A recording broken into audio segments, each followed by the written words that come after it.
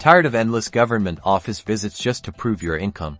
Getting your income certificate online is easier than you think, and in the next minute and a half, we'll show you exactly how. First, identify the specific government portal for income certificates in your state or region. A quick search using your state, region income certificate online application should do the trick. Once you're on the right website, look for the new registration or apply online button and click on it to start your application process. Now, carefully fill out the online application form with accurate personal information, including your name, address, contact details, and occupation. Double-check everything before moving on.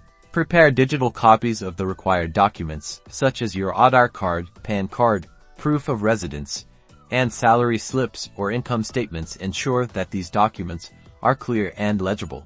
Upload all the necessary documents in the specified format and size. Be patient and wait for the upload process to complete.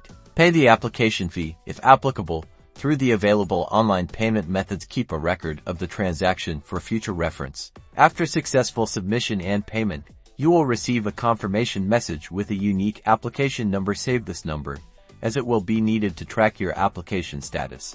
You will be notified via SMS or email once your income certificate is approved. You can then download it directly from the portal. And that's it. You've successfully obtained your income certificate online. Be sure to save and print your certificate for future use.